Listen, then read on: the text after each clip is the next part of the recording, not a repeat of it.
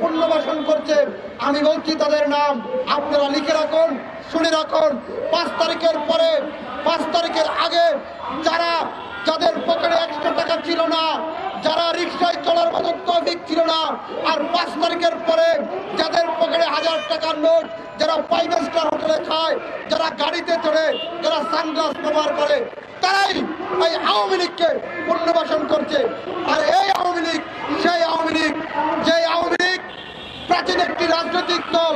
এই আওয়ামী লীগকে সহজে এদেশ থেকে নিষিদ্ধ করা যাবে না। তার কারণ একটা, আওয়ামী লীগকে যদি নিষিদ্ধ করতে হয়, আওয়ামী লীগকে যদি যারা পুনর্বাসন করছেন তাদের নামের তালিকা আপনারা নিয়ে নেন। আওয়ামী লীগকে তারাই পুনর্বাসন করছেন, কারণ আওয়ামী লীগের কাছে প্রচুর পরিমাণ লুটপাটকারী অর্থ আছে, অস্ত্র আছে, গোলা বারুদ আছে। আজকে এই আওয়ামী লীগ দেশে বসে আমার আশ্রয়, আপনার আশ্রয়, আশ্রিত হয়ে অর্থ দিয়ে, অস্ত্র দিয়ে, গোলা বারুদ দিয়ে আমাদেরকে আমাদের প্রতিপক্ষ বানাচ্ছে আওয়ামী লীগ। তারা আওয়ামী লীগকে আবার কিভাবে ধ্বংস করবেন?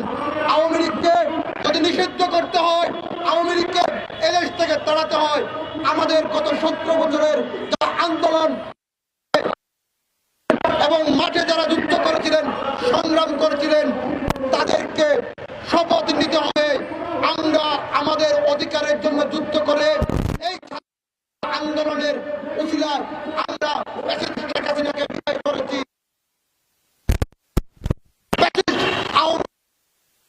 বিদায় করবো, তবে কথা আছে, এই ব্যাটিস্ট বিদায় করতে গিয়ে কোন নিরীহ আওয়ামী লীগ কর্মী কোন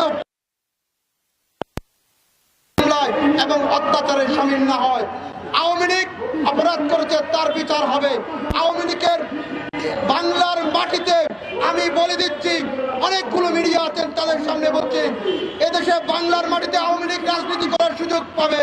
তবে তার আগে কথা আছে, আমার সেই কাউন্সিলর চৌধুরী আলমকে ফেরত দিতে হবে, ইলিয়াস আলীকে ফেরত দিতে হবে, বিশ্বজিৎকে হত্যা বিরোধ দিতে হবে, সাগর রুনিকে হত্যার বিরোধ দিতে হবে।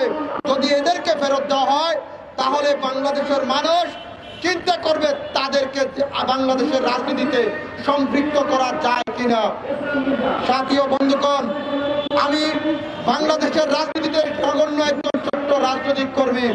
আমি আপনাদেরকে বলতে চাই, এই বাংলাদেশ সেই বাংলাদেশ, যেই বাংলাদেশের মানুষ একবার যদি ক্ষেপে যায়, একবার যদি রেগে যায়, তাহলে এই ফ্যাসিস্টের মতন, এই বর্তমান অতীতের ফ্যাসিস্টের মতন বর্তমানে আরো একটি ফ্যাসিস্ট জন্ম নিয়েছে। আর এই ফ্যাসিস্টকে বিদায় করতে হলে, এই ফ্যাসিস্ট কোন সরকারের মধ্যে পড়ে না। অন্তর্বর্তীকালীন সরকার বলছেন, আমি মনে করি ওরা অন্ধকারের একটি সরকার। কারণ এই কারণে অন্ধকারের সরকার বলছি, কারণ এরা, আপনাকে বলছি, এই যে সারজিদ আলম, এই যে হাসনাত, তাদের অ্যাকাউন্ট দেশে নাই, দেশের বাইরে চলে গিয়েছে। তাদের হিসাব করুন। তোমরা কষ্ট করেছ, আমরা তোমাদেরকে ওয়েলকাম, ধন্যবাদ, কৃতজ্ঞ জানাই। কারণ এই কারণে কৃতজ্ঞ জানাই, তোমরা আমাদের জন্য যা করেছো আমরা তোমাদেরকে তা দেব ইনশাল্লাহ। তবে গত 17 বছর আমার ভাইরা মৃত্যুবরণ করেছিল, নির্বিচারে গুলি করা হয়েছিল, তাদের ঋণ তোমরা ভুলে যেও না।